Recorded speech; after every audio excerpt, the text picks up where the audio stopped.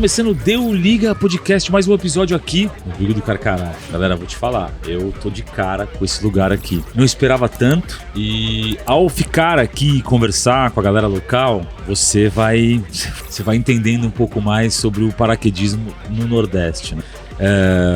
Você, não sei onde você tá. Você tá na cozinha, você tá na sala da sua casa, você tá no banheiro. Onde você me ouve? Onde você nos escuta? Não esquece de inscrever, coloca aí o sininho para você receber notificação. A gente tá no Spotify, a gente tá no YouTube, a gente está também no Deu Liga Pod no Instagram. Então você que não nos segue, por favor, siga imediatamente. Tá bom? E ajude-nos, comente, mande o seu like, compartilha, porque o impostor do nosso podcast é o algoritmo. Se você não compartilha e fala, esse podcast não... Só que a gente sabe, por pesquisa do próprio Spotify, que 78% da nossa audiência escuta, em média, 30 a 35 minutos do nosso podcast, ou seja, tem engajamento. Então você compartilha, mostra a história pra galera, pra outras pessoas. Cadê o Carcará? Hoje eu estou com praticamente 2 gerações de paraquedistas que fomentaram e fomentam o paraquedismo dentro aqui da região do Nordeste,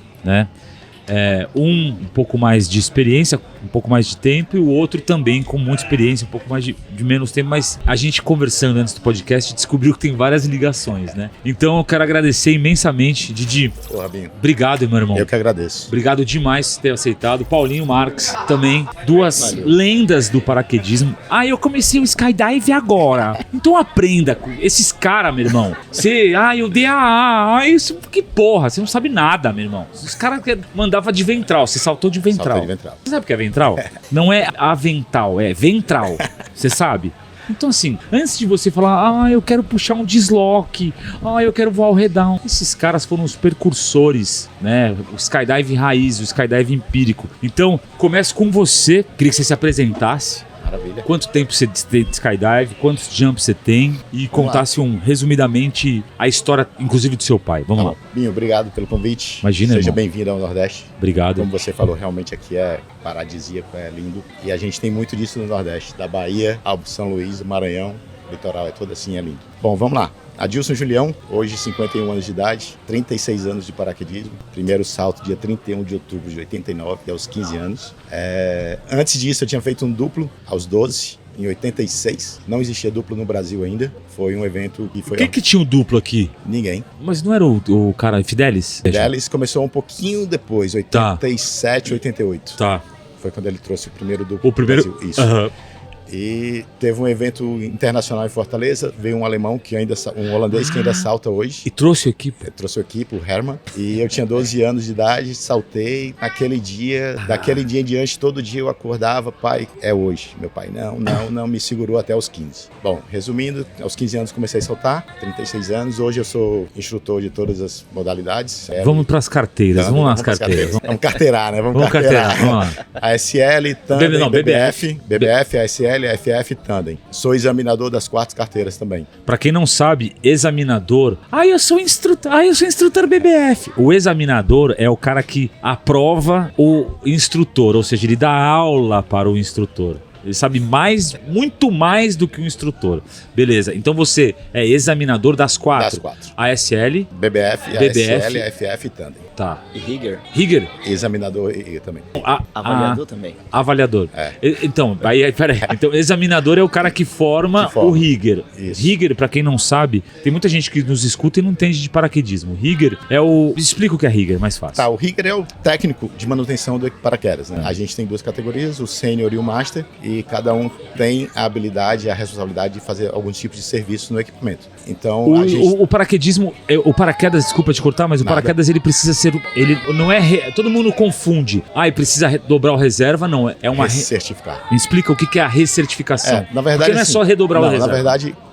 Brutalmente falando, o reserva, o equipamento ele tem uma vida útil aqui no Brasil de 6 meses. Certo? Por que 6 meses? Porque a cada 6 meses eu tenho que abrir o equipamento, checar o equipamento e revalidar, recertificar ele por mais 6 meses. Perfeito. Então, por que aqui é 6 meses e em Portugal é 1 ano? Boa pergunta. Isso é um dilema grande. A Austrália também é 1 ano. Mesmo? Se eu não me engano, a Espanha também é 1 ano. É norma só.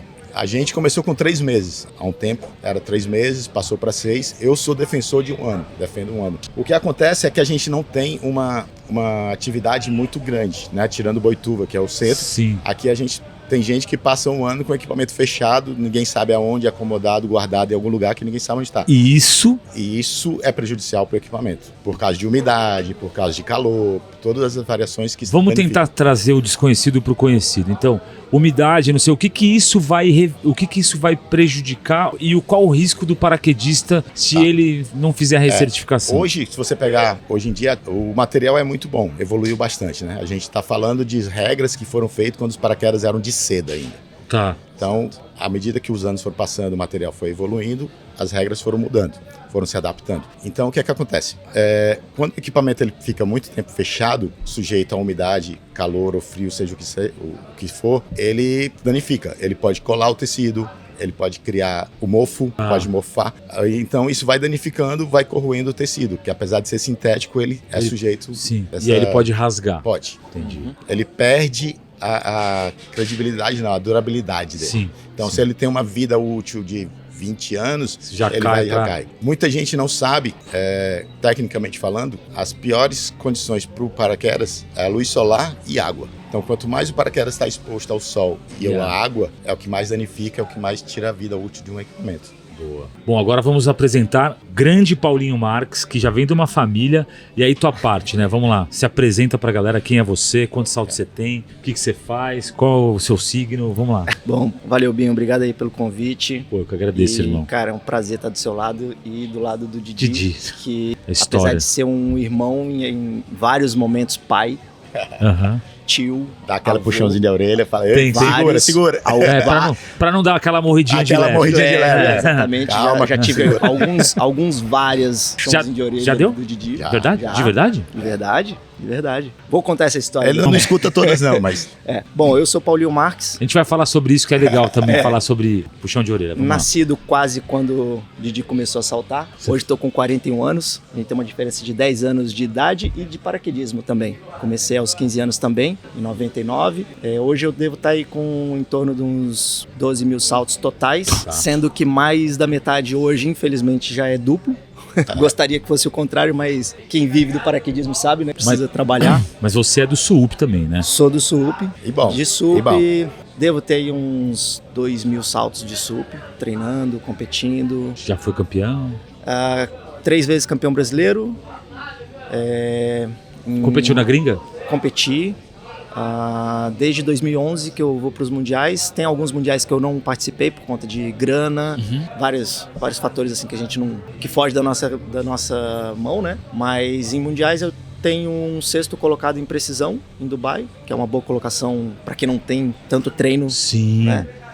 Sponsor, né? Patrocinador. Exato. E tal. 2022 com o time brasileiro, eu, Maluf e a gente conseguiu um 2º colocado geral de time em freestyle, que foi um feito inédito pro Brasil. Quando foi isso? 2022. Onde foi? No Arizona. Que legal. Então a gente tem um título e você vê que o que falta pra gente, na verdade, como atleta, não só atleta que salta pra se divertir, mas atleta profissional, competidor, é o reconhecimento, que é o que vai trazer apoio e tudo mais, né? Então você vê, poucas pessoas sabem que o Brasil teve um título em 2022 em freestyle. O time brasileiro, ou seja, pra quem não sabe, o freestyle é você pousar e fazer manobra, fazer né? manobra, exato. Que às vezes a gente até vê, a gente tem atletas aqui que estão aqui hoje que mandam muito no freestyle. Exemplo, Kevin, Birinho. Sim, Birinho. Né? O exemplo, praticamente todos os pilotos de velame que a gente tem aqui hoje que realmente treinam, mandam bem pra caramba freestyle. E mandariam bem em qualquer outra modalidade, mas as outras modalidades a gente precisa do pound, precisa treinar, o freestyle a gente consegue treinar num dia a dia. Paulinho, vamos começar de um epicentro ali, Itaparica, onde começou a história, né? E depois você pode convalidar e também entrar com a tua história, porque o teu não é em Itaparica, o teu é um pouco mais pra cima. Fortaleza. Beleza. Então vamos lá. Bom, comecei a saltar, por incrível que pareça. Pode chegar um pouquinho mais perto? Meu primeiro salto foi aqui em Aracaju, em 99. Contar um pouquinho da história. Contar um pouquinho da história.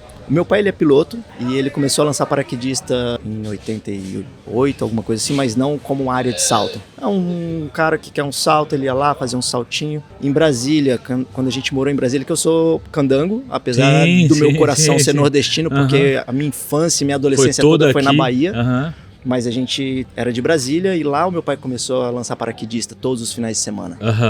E ele tinha um sonho de morar na Bahia depois dos 50 anos e ele fez isso. Do nada ele falou, vou pra Bahia. Chegou na Bahia, conheceu 1 ou 2 paraquedistas, os caras, não, você tá aqui, você vai lançar a gente. Meu pai, tudo bem, vamos lançar. E começou a lançar. Nisso eu e meus irmãos ao redor ali, então vamos dobrar o paraquedas. A gente, ficar sem fazer nada, eu tinha 11 anos de idade ali, dobrando paraquedas, o meu irmão também. E aí foi a escadinha. Primeiro fez 15 anos, fez o curso, começou a saltar. Segundo fez 15 anos, fez o curso, começou a saltar. Certo. E eu um pouquinho mais atrás, que tem um gap de idade. Eu ia perguntar, a diferença de idade de vocês. O Calai e o Júlio é 1 ano exato e eu tenho 2 anos pro Júlio. Então eu sofri um pouco mais, ficar vendo os caras saltando, se divertindo, e eu dobrando paraquedas e olhava. E seu irmão tem uma grande participação na história do... Sim, total. Seu irmão, o Júlio. O Júlio, principalmente... O Calai também, não desmerecendo, mas o Júlio teve um... O Júlio é porque o Júlio ele é muito cabeça e chato. Ele vai gostar de ouvir isso. Chatulho. Ele é chatulho. Mas é um chato do lado bom, porque é um chato técnico demais. Tá, tipo, de precaução, de cuidado, chamar atenção, entendi. E ele é o tipo do cara que você falou uma vez, ele já gravou, ele daqui 20 anos, se você perguntar, ele vai falar, não, mas ele falou isso. Okay. Então, assim, quando ele lê uma coisa do manual, da norma, seja o que for, cara, lá nos Estados Unidos o apelido dele é Google. Só pergunta pra ele e ele responde. E aí, quando eu comecei a saltar, já tinha 2 irmãos à frente, já instrutores. Quando eu comecei a saltar, eles já tinham feito curso de instrutor. Tá. Nessa época a gente já conhecia o Didi, porque o Nordeste a gente sempre teve uma dificuldade com atividade por conta de avião, é difícil manter um avião fixo no mesmo lugar, então a gente tinha os aviões militares que faziam eventos, e quando tinha um avião militar, o Nordeste todo se encontrava no mesmo lugar. Fortaleza, às vezes Aracaju, Salvador, Recife, então a gente estava sempre se encontrando. E eu, como dobrador ainda, eu ia para os eventos para dobrar, e a galera já sabia quem eram os pica dos lugares e tudo. E aí eu comecei a saltar, meus irmãos instrutores, e eu sempre ali dando apoio para eles. Então, assim, hoje a gente tem uma geração muito grande aqui de instrutores que foram formados pelos meus irmãos, apesar de alguns não terem sido formados por mim, mas eles mesmos falam, porra, o Paulinho tava lá, ele filmou o meu salto, porra, ele que fez o meu rádio, ele que dobrava o meu paraquedas. Tem ele sempre uma... essas conexões que eu falei. Os links. Os links, e o que naturalmente como eu estava um pouco há mais tempo do que a maioria que está aqui, então acabou que teve momentos que, por mais que eram alunos do Didi, eu dei coach, eu dei instrução, eu ajudei, os caras iam para lá treinar, alunos nossos lá que ia treinar com o Didi. Então a nossa conexão primeiro veio da amizade desses eventos esporádicos que tinha. Tá. E aos poucos a gente foi vendo aquela... eu tenho um aluno, mas meu aluno não mora em Salvador, meu aluno mora em Aracaju. O Didi vai ter um evento lá em Fortaleza. Fulano, vai lá. Aproveita, faz o salto com o Didi. Didi, tem um aluno meu indo pra ir, cuida dele. Às vezes eu tava lá em casa e ia arrumar as coisas pro final de semana, o Didi me ligava, Paulinho, tem um aluno meu que tá em Salvador, tô mandando ele aí saltar com vocês, cuida dele. E o interessante é que a reciprocidade era... Sempre. Meu irmão, tá indo alguém, pode vir, tá de passo aberto. Não, quem é? Não, tá indo, tá endossado. Tá endossado? Ok, vamos receber. Então isso daí é o mais bacana que sempre teve. E aí eu falei, que o meu primeiro salto foi aqui em Aracaju, porque quando meu pai trouxe o avião pra Bahia, aqui também não tinha avião, e a gente fazia esse link. Uma vez por mês a gente vinha pra cá, lançava o pessoal daqui, voltava. E aí com essa de vai pra lá, vem pra cá, na época a gente não tinha instrutor fixo na Bahia, os meus irmãos estavam fazendo o curso de instrutor ainda, e combinou que a gente fez uma atividade aqui dia 9 de outubro de 99, que eu fazia 15 anos, no dia que a gente veio pra cá, tendo um evento com o instrutor, Luiz Amorim, meu instrutor. Nossa, Luiz Amorim. Foi meu instrutor de dobragem. Nossa, foi câmera fly do salto que eu fiz com o Iguinho Costa e Costinha no DNA pra voar. Segunda edição pro canal off. Porra. E o Luiz Amorim, máximo respeito. Porque quando meu pai começou a lançar em Brasília, ele era de lá. Ah, tá. E ele me ensinou a dobrar. Então, lá em Brasília, com 9 anos de idade, eu dobrava pra ele. Eu não conseguia botar na bolsa, né? Então eu fazia toda a dobragem, jogava no chão, o charutinho, e ele botava na bolsa e eu fechava depois o pilotinho pra ele. Sabe que Brasília tem um link da gente também, que você nem sabe, né? Não. porque meu pai era militar do Exército. Uhum. Então, em 88, ele foi transferido para Brasília. E a gente tinha um Cessninha que ele lançava. Então, em 88, quem lançava em Brasília era meu pai. Aí a gente saiu e eles que E meu pegaram. pai começou a lançar. Olha isso. Olha isso. Eu tô falando? Se cruza. Se cruza. Caralho. E aí o Luiz Amorim, ele veio pra cá nesse evento. Ele veio de Brasília só pra fazer um curso ASL aqui, ia fazer o lançamento ASL e ia voltar pra Brasília. E eu fiz os saltos com ele. E depois, aos poucos, eu fui terminando. O Fernandão me lançou, Gaúcho me lançou. E aí eu consegui terminar o ASL em 3 meses, que hoje você fala, pô, o aluno se formou em 3 meses, o cara é lento, lento, cara. né? Mas pra 99 isso era Pra muito nossa rápido. realidade. Ainda mais o ASL, que são 16 saltos, né? Então, Cessninha, Cessninha e tudo mais. Demora, vento. E filho do dono do avião, né? Imagina, É. se não fosse. Levou esse tempo todo que Que era dono do avião. Porra. Tem esse detalhe. É verdade, é verdade. Mas aí é isso, aí que foi que começou o meu paraquedismo mesmo. Aos poucos eu tive que assumir a profissão de cameraman da área, porque na época era difícil. Aham. Não era, coloca uma GoProzinha. Mas como que era? Vamos lá. Bom, Era a minha primeira câmera era uma 8, que ela era uma VHS. VHS 8 Não era Super 8, Não era era uma Super- 8, nem a High. Não, nem a High Tem 8. 3, tem a Super Tem a 8. Eu sei qual que é. É uma fita VHS, só que menor. Tá Exatamente, ligado? de uma rodinha só. Isso, de uma rodinha. Cara, agora eu vou xingar. Agora eu vou xingar. Agora foi pra sua parte. Ah, né? o audiovisual, ai meu celular, ai minha câmera. Meu irmão, ali era raiz, tá ligado? Eu tive essa câmera que a gente gravava com skate, ela tinha uma bobina só, e você gravava numa câmera, não era digital, era Não tudo era VHS. digital. E pra você assistir na TV, você tinha o cabo coaxial que era Áudio e vermelho, vídeo. áudio, vídeo e áudio, vídeo. Era áudio e vídeo estéreo, né? Então Isso, eram os estéreo, dois isso. áudio Vermelho, e um branco e amarelo. vídeo. O amarelo era o vídeo, É. branco e vermelho era o áudio, É. direita e esquerda. Ah, vá, nada, você não sabe nada, mano. E detalhe, a fotográfica, que era uma com Rebel 300, Rebel, não. 3000, 3.000. alguma coisa É. assim, que era filme. Filme, lógico. Então, 36 pose, aí você ia fazer um salto. Você tinha que contar em queda livre quantas Quantos fotos cliques você você estava dava? Como vocês fazendo. tudo no automático? Vocês fotometravam? Manual? Não, Tinha botava no um- automático. Não, a fotometria. É, tudo automático. Tudo Aí, porque também não dá, né? colocava mano? velocidade, só abertura Quem fazia e isso aí pronto. com maestria era o Que melhor Neves. fotógrafo do mundo Que de também Skydive. foi um professor pra mim. Não, esse aí Puta que pariu. dispensa comentários. Ele é puta artista. Primeiro o meu irmão, óbvio Aham. que meu irmão já filmava, já fotografava. Aham. Ele me passou muita coisa, conhecia o Rick Neves falava muita coisa pra ele, então ele E o me capacete passava. era grande. Como que é? Onde ficava a câmera? Era em O cima, meu era no topo. capacete, eu que fiz, e eu não sabia nada de capacete. Eu fiz porque eu você surfava, consertava a prancha com fibra, meu irmão olhou assim e falou, você mexe com fibra, você consegue fazer. E ele tinha feito. Você fez o seu capacete? Aí eu fiz o pá. meu capacete. Não parecia que tinha sido feito por mim. Mas enfim. E aí a gente ia saltar, cara, você tinha que contar quantos cliques você tava dando. Porque na saída você faz... Pronto, acabou. Acabou o deu, filme. acabou o filme. Aí no finalzinho do salto tem um frame bacana, você não tem mais filme. E isso era Ou um interessante. pouso. Era um filme por jump? Mais ou menos. Era um- Era. E isso era interessante porque fazia o cara tirar o clique certo, entendeu? Cara, e como vocês entregavam pro passageiro? Entregava o filme e ele revela. No começo eu seguia a linha Rick Neves. A linha Rick Tá Neves era o quê? Não Caralho. entregava o filme, você tinha que revelar. Com ele? Você ficava com o Você negativo revelava, seu, né? ficava com o negativo e entregava só o papel. Não entendi. Vamos lá, pega o pé. Eu pegava o... Você saltou comigo hoje. Beleza. Aí eu falava, amanhã eu te entrego as fotos. Aí eu corria na... Reveladora lá na na reveladora, fazia as fotos, te entregava papel e ficava com Com filme. filme, beleza, O entendi. negativo era dele. Porque o negativo era dele, saquei. Como Exato. um material bruto. E Isso. chegou numa hora que era... Cara, eu tava Então- fazendo 10 vídeos Levo? por dia. Não. Não queria mais guardar filme. Sim, eu falava, sim, toma. Eu só toma. guardava filme quando a gente No final do dia você não sabia alguma mais nem coisa quem era. bacana. Pra ter um negócio Exato. teu. E também porque era, tipo, 4, 5 pessoas, eu não posso dar o filme pra um. Sim. Eu tinha Exato. que entregar foto pra todo mundo. Então aí Entendi. eu tinha que fazer o corre, mas aí era outra história, né? Enfim. E essa foi o meu começo profissional, vamos dizer assim, depois do dobrador, né? Que eu não posso desconsiderar a dobragem como profissional. Sim. Foi a minha primeira profissão no paraquedismo. Mas a minha segunda foi câmera. E depois é que veio instrução, coach, pilotagem de velame e tudo mais.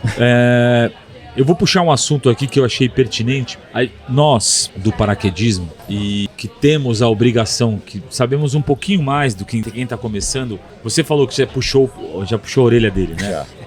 Algumas vezes. Exato. Não lembro os casos, mas como ele foi puxado, ele sabe mais que eu. Com certeza. Como que vocês enxergam o puxão de orelha lá atrás, que foi isso que aconteceu, que era um paraquedismo um pouco mais empírico e mais próximo de famílias e tal, e hoje, com o advento da internet, que o cara posta e se acha o super-homem, como que vocês... E geralmente esse cara é o mimizento que não quer escutar falou não. a palavra Mimizento. Então vamos lá. Passa esse cenário como se fosse... Que você até mesmo falou. Meu pai, por várias vezes, né? Minha família. E vamos tentar, depois a gente passa pra atualidade. Pra esse bando de mano que só pensa no frame Salvador. Eu quero frame pra postar na internet. Não sabe porra nenhuma. Ou você tá no avião fazendo um tandem e o cara, você filmou minha saída? Eu falei, mano, vai cagar no mar. Bom, beleza. Vamos lá. Que os puxão de orelha. Entre vocês ali. Eu vou falar assim... Porque assim, como eu sou o terceiro... Então, eu sempre tive puxão de orelha. Até antes de fazer a merda. Eu já tomava puxão de orelha antes. Já tava fazendo. Você já percebia que tava em vias de fazer merda ou já estava fazendo a merda? Então, é o que hoje a gente chama de norma. Hoje, por que existem as normas? Por que o categoria B não pode fazer isso? O categoria A não pode fazer isso? Porque a gente já sabe que vai dar uma merda. Na época, não tinha isso. Não tinha uma norma pra câmera. Porque... Quase ninguém saltava com câmera. Então não tinha. Se você tem grana e consegue fazer um capacete, colocar câmera e tudo mais, os caras simplesmente falam, beleza. Sobe aí e grava. Mas tem 30 saltos. Não tem nada falando que não pode. No máximo, eu vou olhar pra ele e falar, cara, você é muito ruim, cara. Você não consegue nem cair sozinho? Aí bloqueava por algo específico, pontual. Mas não tinha uma norma dizendo se podia ou não podia. Então, não estava no código. Exato. Né? Então eu entendi esses puxão de orelha. Hoje eu entendo mais ainda do que na época, né? Óbvio, na época a gente dá aquela... Mas hoje a gente vê... Chama maturidade, Paulinho. Exato. Isso! Exatamente. E hoje a gente vê que, cara, a maioria dos puxão de orelha, quando foi depois da merda, cara, me deu assim um nível de aprendizado absurdo, porque a gente conseguia ver o que aconteceu, o que eu fiz, a consequência do que eu fiz e a visão do cara que já sabia que aquilo ali não podia ter sido feito e explicar o que eu tava fazendo. Fala, cara, a merda que você tava fazendo ia acontecer pior ainda assim, se continuasse. Então é um aprendizado absurdo. Mas isso eu já via. Mas na você época. Interpretava isso como o mestre falou e eu vou acatar? Ou, esse instrutor chato. Então, mix. eu pegava como aprendizado por conta do meu histórico. De já ter começado atrasado nos irmãos. Então é sempre o que tá sendo puxado a orelha. Quando vem um outro cara e fala alguma coisa, você fala, cara, realmente ele tá me ajudando. Não é chatice. Porque, não é chatice, porque eu já tomei... Não é irmão mais velho. Exato. E os puxão de orelha antes da merda acontecer, que era as coisas que ele falava, cara, tá sendo chato demais. Mas tudo bem, vou deixar ele falar porque ele tá falando. E hoje a gente olha pra trás e fala, caralho, ele tava me salvando. O exemplo que eu vou dar aqui, que hoje virou norma, o RTA não pode permitir um atleta entrar no avião com equipamento folgado, porque já aconteceu merdas por conta de equipamento folgado e o cara não ajustar e saltar com o equipamento totalmente folgado, desajustado, às vezes sem tirando de perna, que já aconteceu, ou o caso específico do cameraman lá nos Estados Unidos, que nem equipamento ele não lembrou. Eu ia falar disso agora. Da correria. Tá voltando o vídeo na internet. Mas ele não saltou. Saltou. Gente, saltou. Isso Procura na internet. Ele virou atual agora. Tá atualizado. E como é que deixaram o cara entrar no avião, galera? Como é que deixaram sair? Não tinha cheque. Deixaram sair, né? Como é que deixaram entrar? Não existia cheque, cara. Não existia padrão. Ele tava filmando um tandem. Ele filmou o tandem da saída até o momento que ele bateu no chão. O tandem pilot não teve a capacidade de olhar pro cara e falar, mesmo, para quieto. O tandem pilot não conseguia ficar parado, né? Então ele não, mas isso a gente tá falando de 1980, final dos anos 80, começo dos 90. Então o cara... Legal isso aqui. Vocês já pegaram Mano, não sabe porque... Quantos? Então... Você tem alguma história assim? Aí vem o puxão de orelha que eu tomei. Que a gente fazendo uma atividade aqui em Aracaju, com um aluno. Eu tava de câmera ou tava de instrutor? Você tava de câmera. De câmera, né? Naquela atividade você tava de... Eu tava de câmera e eu sempre entrava e ficava ajoelhado no skylinezinho, de costas pra janela traseira, de frente pra todo mundo. Sim. E aqui é calor pra caralho. Então assim, eu pegava o equipamento, botava nas costas, só fechava o tirando de peito e entrava no avião, não queria ficar todo apertado e o skylinezinho... A perna tava um pouco mais... Sempre tudo solto, tudo folgado. E aí na hora que o avião tava taxiando, eu ia ajustando, checava meu equipamento e tal, tava tudo pronto. Aí uma decolagem, eu entrei, Na hora que eu ajoelhei, o Didi falou, para e fecha o seu tirante de peito. Eu olhei assim, na hora foi aquela chatice assim, porra, eu sempre me ajusto tudo dentro do avião, né? Aí Mas fui lá, você tava consciente. Tava consciente. Não, É, tipo assim, eu fez de sabia propósito, que meu é. equipamento estava frouxo. Frouxo eu sempre deixava, eu não deixava aberto. Tava solto, né? Tava solto. Então aí fudeu. Aí fudeu. eu olhei assim, eu falei, tipo, na hora, esqueci de dar a fechadinha, mas eu sempre ajusto, eu não ia esquecer. Não. Aí hoje... Esqueceu de entrar no vem- avião. Já foi o primeiro esquecimento, né?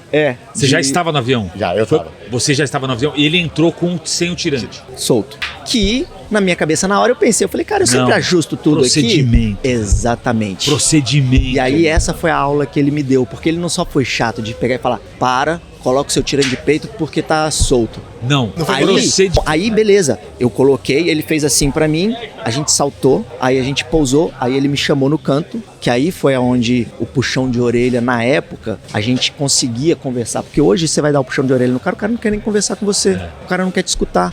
Ele acha que você só é chato e pronto. Que ele não errou, ele só esqueceu. Cara, eu ia fechar o tirante de peito. Você acha que eu sou louco de sair do avião com o tirante de peito aberto? Eu não ia fazer isso. Aí ele pegou e me chamou. Falou, Paulinho, é o seguinte, eu sou de família militar. A gente entendeu de procedimentos. E comprovadamente, quando a gente sai de uma rotina nossa, a gente pode esquecer, se não aquele ponto específico, um outro ponto, porque você perdeu a atenção consertando algo do seu procedimento. E aí você pode criar um efeito dominó que lá na frente vai causar uma outra coisa que não teve nada a ver com isso. Às vezes não tem nada a ver com o tirante, mas só o fato de eu, caralho, o tirante eu tenho que ajustar. Aí beleza, aí eu perco tempo ajustando o tirante e aí eu já esqueci de checar o meu pilotinho, porque eu perdi tempo fazendo isso aqui, ou esqueci de checar o 3 argolas, ou esqueci de outra coisa. Então às vezes o problema não fica sendo esse. O problema pode ser uma outra coisa que eu perdi tempo consertando um erro e perdi tempo e não vi outro erro. Aí eu falei, caramba, eu não tinha pensado por esse lado. Eu só pensei pelo lado do tirante que eu não ia deixar. Mas, fato, você saiu da sua rotina, Fudeu. pode dar merda. Aí ele falou, então, não dá brecha. Não dá brecha. É isso. Eu acho que vão precisar do Paulinho aí. Nessa deco? Sério? Vamos assumir, né? Temos uma área que as pessoas precisam sair. Vamos lá. A gente parou o podcast no meio, depois voltou. Vamos ao seguinte, só pra vocês entenderem. A gente tá no bug do Carcará e tá rolando a primeira decolagem aqui. A primeira decolagem contemplava o nosso querido amigo convidado do nosso podcast, Paulinho Marques, que teve que sair, se ausentar do podcast nesse momento e fazer a sua decolagem agora, nesse momento. Como temos dois convidados, eu vou prosseguir com o Didi e aí a gente termina depois com o Paulinho Marques, beleza? Didi, a gente estava falando de um assunto super importante que é o lance de procedimento, né? Isso.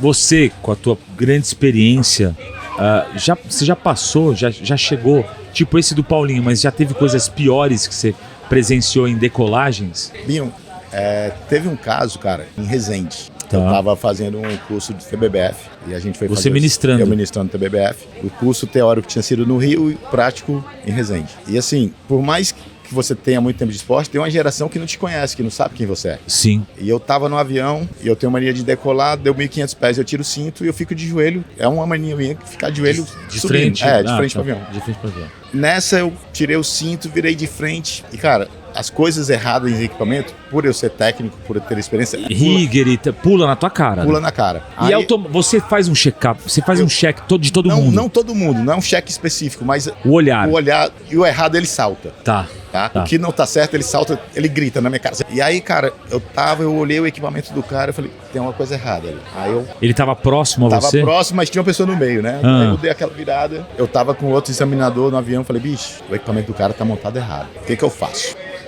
Aí ele fala pra ele, eu falei, beleza. Falei, irmão, tudo bom? Montado errado, leia-se o quê? Ele tava com o conduíte do 3 argolas do lado direito, em vez de estar passando por dentro aqui, tava cruzando e indo pra fora. E isso numa desconexão, já teve um caso na Austrália que a argola ela trava no conduíte. Tá? Ela não passa dentro daquele conduíte de metal. Não, o conduíte de metal tava lá, Certo. só que a posição certa dele é por dentro. Ah, por dentro aqui, do lado de dentro do... Do lado, entre o 3 argolas e o seu pescoço. Isso. Tá? E ele tava cruzando pra fora. Pra fora, passando Pela frente- pelo tirante. Pela frente dos 3 argolas. Então, no caso de desconexão, a argola média, ela pode travar aqui. Aí eu cheguei pro cara e falei, irmão, tudo bom? Meu nome é Didi, sou examinador da CBPq, tô aqui no curso, blá blá blá. Seu equipamento tá montado errado, eu posso consertar?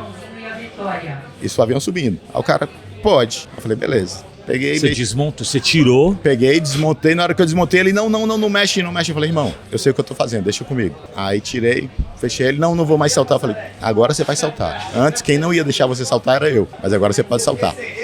Aí ele ficou naquela, não vou. Tinha um instrutor de Resende, o Nick. O Nick falou, não, vai na fé que o Didi sabe o que tá fazendo. Muito mais do que você imagina, seu animal. Ele acabou de salvar a sua vida. Você ia dar aquela morridinha de leve pra sempre. Pra sempre. O cara fez assim, ó, não, você não vai morrer agora e agora eu vou deixar você sobreviver. Pode sobreviver. Aí o cara começa a falar, mano, puta que pariu. Tá, aí, beleza, voltei. O cara não saltou? Saltou. Ah, ele saltou? Aí eu voltei pra minha condição de examinador, pro meu aluno, me entreguei de volta ao aluno.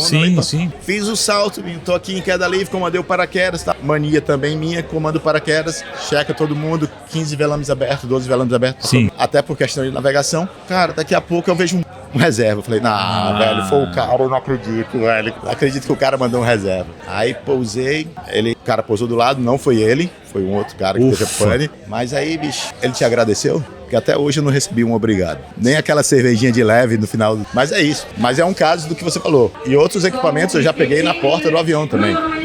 Outra vez em Boituva eu tava passando ali no embarque. Eu tinha vindo da parte de cima, tava indo pra parte de baixo. Passei na porta do avião. Vem cá. Uma menina, uma aluna.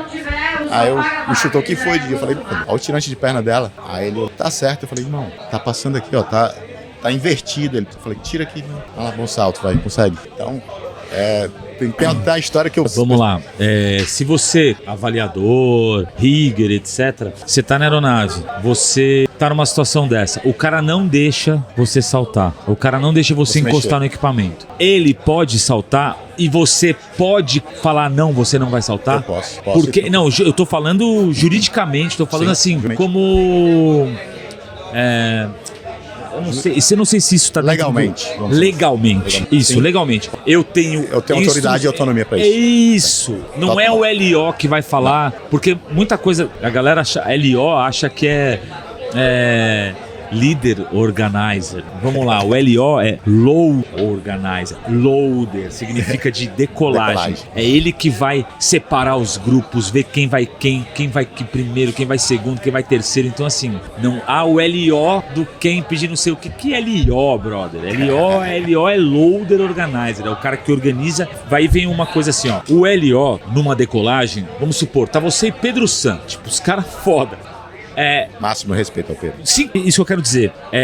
O Pedro San, você é o LO, e aí o Pedro San detectou alguma coisa. O Pedro San tem a mesma... Quem tá de LO? Eu ou ele? Você tá de LO. Mas ele tem a proeficiência de falar assim, ele tem a liberdade ou o culhão de falar, num caso desse, você não vai saltar e eu não vou deixar. Iguala, independente se você ser o LO. É isso que eu quero dizer. Iguala porque ele é instrutor. Tem uma carteira de instrutor que ele é o responsável. Então, legalmente falando, se acontece alguma coisa, o que que vai?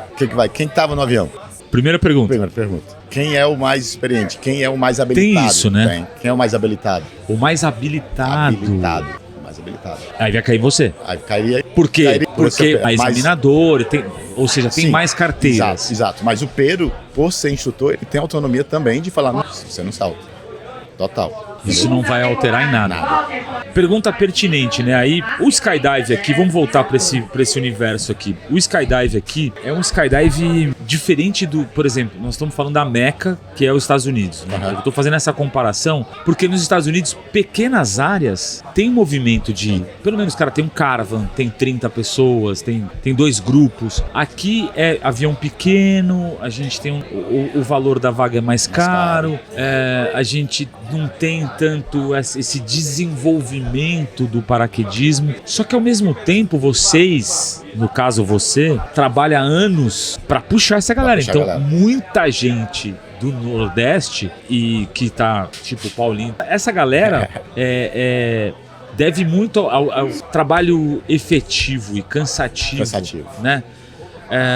Mais recompensador. Total. Como você enxerga o paraquedismo do Nordeste para as próximas gerações, para o futuro, e se você entende que precisam criar mais áreas, ou porque fica aquela coisa, traz o avião, aí não roda, daí sai o avião, volta pro avião, sai avião, volta avião, fica nessa constante oscilação. Como você vê, em termos mercadológicos, uma linha reta, ou pelo menos não tão oscilante de fechou a área de não sei aonde, abriu a área de não sei o quê, trouxe o avião não sei o quê, fechou a área de não sei o quê. Como que você enxerga esse futuro pro paraquedismo nordestino? Binho, o Nordeste, cara, ele tem um problema muito grande, tá? Não só do paraquedismo. A gente concorre com um negócio que tá bem aqui na nossa frente, chamado praia, tá? A praia, ela tira qualquer situação. Porque é de graça. Que é de graça. É uma delícia. Você tá com a sua família, você vai com a sua mulher, com o seu filho, com a sua filha. Toma um banho de mar. Toma um banho de mar, toma sua cervejinha. Então, a família exige isso, né? Se você prestar atenção, você já tá rodando o mundo um pouco. Estamos falando culturalmente. Culturalmente, né? Você já está rodando o mundo um pouco, você vai ver que as grandes áreas de salto do mundo, nenhuma está no litoral. Nenhuma está no litoral. É verdade, embora em Puriabrava é próximo. É próximo, mas não e é. a outra é Dubai. Dubai. Mas Dubai foi construído, né? Não, e Dubai tem o. E tem Dubai. O glamour, Dubai, né? A porra da Palmeira. Você pega Paris, você pega Arizona. É verdade, você pega Paris, as áreas da Holanda. Ali onde eu fui, Paraclete, você pega as áreas, você vai ver que tudo é interior, cara. Tudo é interior. Não tem como concorrer. Por que Manaus é um centro de paraquedismo? Sempre foi. Porque é no meio do nada. Por que o Cerrado é um centro forte? Porque está no meio do nada. As pessoas não têm o que fazer. Então, não tem o que fazer, não tenho praia, eu vou saltar de paraquedas. Eu vou saltar de paraquedas. O Nordeste, apesar da gente ter uma procura muito forte, o nosso público é grande, ele não é grande o suficiente para se manter. Ele não é perene, ele não fica por muito tempo. E quando você fala família, é o salto duplo. Não estou falando de atleta, né? Porque é o salto duplo que mantém uma área, certo? Mantém a área, certo? Certíssimo. Então, o cara, Caro.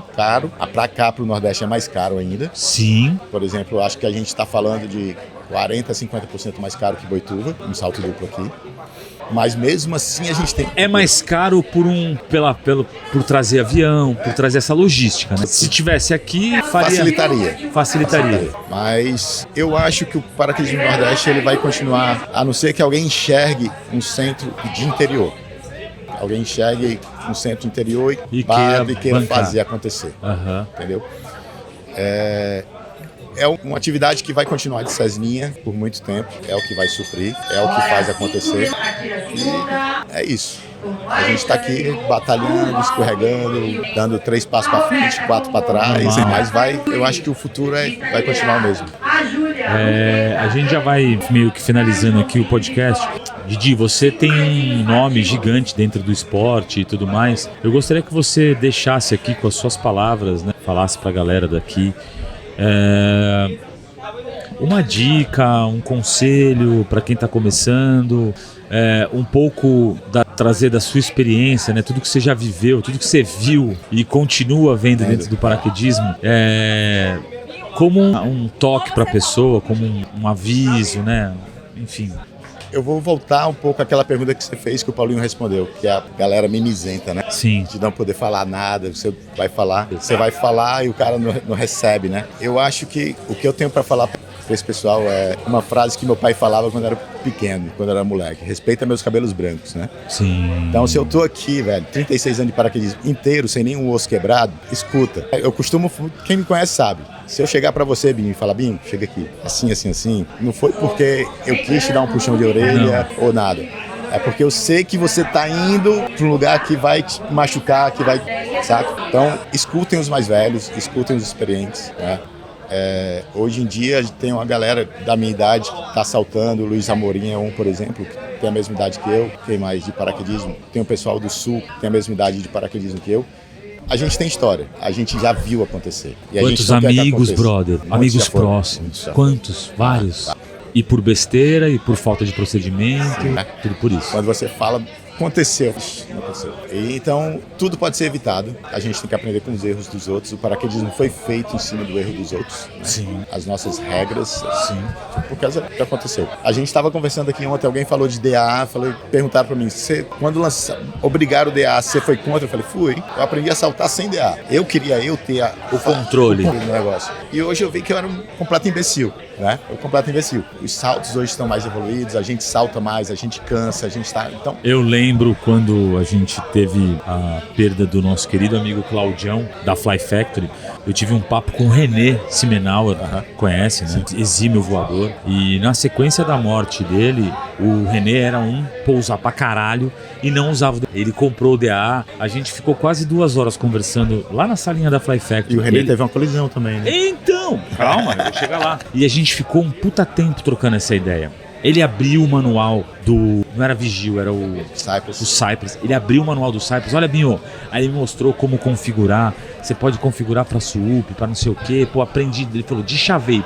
Passei horas traduzindo aqui o manual. Cara, super de boa, beleza. Coisa de 3, 4 anos depois, teve o acidente lá onde ele teve uma colisão com o Ramones. O Ramones, infelizmente, veio a falecer. E o DAA salvou a porra da vida. Então, cara, vai de encontro ao que a gente tá falando aqui. Você bate certinho, é isso aí. É burrice. Exato. Então, puxando esse assunto, o paraquedismo está evoluindo, o equipamento está evoluindo, mas conhecimento ainda salva muito mais vidas. Última pergunta aqui. Eu não sei se você concorda. Eu entrevistei o Sebastião Álvares, da Red Bull, sabe quem é? Óbvio, o mundo inteiro sabe. E ele falou uma parada que pra mim faz muito sentido. Hoje em dia, estão criando uma geração de wingsuiters, base jumpers, que o cara não tem um mentor, brother. Entendeu? O cara não tem... Ele não valoriza o cara que começou o rolê, entendeu? Então, tipo, vamos dar um exemplo dentro do base. Pô, Wagner Jorge, um foda do base jump, mas o mentor dele é o tio Rui, o cara que começou a fazer a porra toda. O Ruizão, o tiozão. Aí ele, no caso dele, falou, cara, meu mentor foi o Jonathan Flores. Um cara fodaça. Ele falou, meu irmão, eu vejo a molecada hoje tá cagando pro cara, ele quer fazer o post, ele quer ser a alta performance, mas ele tá cagando pro que tá acontecendo. Como você falou uma vez, né? Ele quer o frame. Ele quer o frame. É um frame salvador. E esquece a história, esquece o legado, né? Porque tem um legado, brother. Tem legado. Vocês começaram essa porra, brother. A real é essa, vocês começaram. Eu tenho um puta de um respeito por todos que começaram o Skydive, porque a gente pegou a coisa e tá pronta, mano. Você chega aqui, toma uma aguinha, tá aguinha, delícia aí. O rolê de vocês é do sol, Cesninha, 40 minutos pra subir. Se subisse, e batalhando. Carregando tambor de combustível pra abastecer o avião, paraquedas, na lona. Exatamente. Trazendo agora pra cá. A gente tá no bug do Carcará. O que representa? O bug do Carcará foi um sucesso. A gente estava falando aqui com eles. Tiveram 83 atletas, sold out de salto duplo. A gente teve um bom desempenho comercial, vamos pensar assim. Mas mais do que isso, como você enxerga um bug do Carcará como uma forma de propagar e comunicar o Skydive do Nordeste? Uma difusão, né? Isso. Cara, sucesso. 3ª edição. E uma sementinha que foi plantada, que tá com frutos, tá saindo agora. Sim. Tá fazendo o nome. E você tá vendo que hoje, como você falou, 80 atletas, sei lá quantos. Sim. Né? 83 atletas inscritos. Com certeza esses 83 vão sair daqui, vão falar da estrutura, do local, não sei o quê. O ano que vem, quem sabe, tem 100. Um avião não vai dar conta. Boa. Entendeu? Eu acho que novas pessoas vendo paraquedas aberto, pousando, salto duplo. São novos entusiastas que querem procurar fazer curso e o ano que vem estarem aqui saltando. Até porque Aracaju é a única área do Brasil que pode saltar aluno na praia. E o que isso representa pra você, vendo o Nordeste, tomando tipo um holofote pro Skydive do Nordeste? É fantástico, simplesmente fantástico. Simplesmente fantástico. O pessoal vê que a gente existe. A xenofobia com o nordestino é grande, não só a gente existe, a gente tá aqui. E estão batalhando há muitos anos. E tem uma galera boa, muito boa, entendeu? Inclusive o próprio Xandão falou de valorizar e trazer pra cá galera do Nordeste. Isso eu acho foda. Isso eu acho foda. A gente tem porque a gente fica muito nesse eixo Rio-São Paulo, Rio Grande do Sul, São Paulo, nesse mundinho fechado, cara. E o Skydive, porra, tem gente pra tudo quanto é lado. E o Nordeste, porra, caralho, aqui, impressionante assim, a receptividade de vocês é impressionante. É diferenciado. É, diferenciado pra caralho. Não tenho o que falar. E assim, falando ainda, a gente tem excelentes atletas, excelentes profissionais, sabe? A gente não tem um volume de salto, um volume de trabalho do eixo, como você falou, mas putz, a gente tem um conhecimento técnico alto, tem atletas que viajam, que fazem intercâmbio, tá todo o tempo trocando informação. E isso, cara, o Nordeste tá aqui. Quem quiser vir, que venha. Estamos de portas abertas sempre. Planos pro futuro, tem alguma coisa? Tem alguma coisa em... Cara, eu tô com outros eventos aqui no Nordeste? A gente tem, né? Sempre tem. A ideia... O Nordeste é grande, são 9 estados. Por exemplo, só o Ceará tem 600 quilômetros de litoral. Puta, a Bahia tem, sei lá, 1.000 e lá vai cacetado. Então a gente tem um litoral imenso. Lugares bonitos que podem ser bem explorados. Boa. Né? Teve o bug Morro de São Paulo que aconteceu. Sim. Parece que foi muito bom, pelo que eu ouvi falar. Sim. Aqui já é um sucesso. Tem o pessoal da Vertical Jump que está fazendo os eventos lá para cima. Recife, Fortaleza. Cara, tá indo. Mas Nordeste é local de eventos. Bug dos Lençóis, Juliano tá aí. Bug dos Lençóis, exatamente. Consolidado, 11 anos. Sim. Consolidadíssimo. Gringo. Procura de gringo pra cá. É isso. O próprio Noronha, Bug de Noronha. Então, é isso. Acho que o nosso público a gente tem que entender também que a gente tem um mercado europeu, um mercado americano para trazer os gringos pra cá. Boa. E eles estão enxergando Lençóis, mas tem aqui. Tem aqui, tem Fortaleza, tem Recife. A gente tem lugar para fazer eventos bacanas. E fazer essa sementinha, plantando a sementinha de pouquinho em pouquinho e colhendo fruto em eventos. É isso, o Nordeste é isso. Beleza. E com essas sábias palavras, nós vamos nos despedindo. Muito obrigado por aceitar conversar com a gente. Tem um puta preço pelo seu trabalho. Acho foda pra caralho sua garra, sua determinação, a sua vontade de deixar a chama do skydive aqui. Desde 36 anos o cara fica aqui, ó. Você começou agora a catear, tem 3 jump. Você não sabe porra nenhuma, cacete. O cara tá aqui há 36 anos ralando. Então, assim, parabéns pelo seu trabalho, parabéns pelo seu empenho. Te conheço há muitos anos, a gente já trocou ideia, então... Cara, que continue assim. E você que não nos segue, comece a nos seguir. Você que não compartilha, comece a compartilhar. Você que não coloca comentário, comece a colocar comentários. Nós, do Deu Liga Podcast, precisamos sim da sua ajuda. Você que tem uma empresa, quer colaborar com a gente, me manda no inbox. A gente tem projetos de patrocínio. Outro aviso importantíssimo. O Instagram da Liga virou Deu Liga Pod. Continuamos com o nosso podcast, informando, entretendo vocês. Comentários, críticas, mandem ali nos comentários, mandem no inbox pra gente, a gente é super solícito. O que vocês criticarem a gente não vai ler e o que vocês elogiarem a gente vai publicar. Beleza? Eu vi um comentário do Igor do Flow esses dias. Deixa os comentários aí que a gente vai deixar de lado. A gente vai desprezar. Então é isso, a gente se vê no próximo episódio. Um grande abraço, valeu!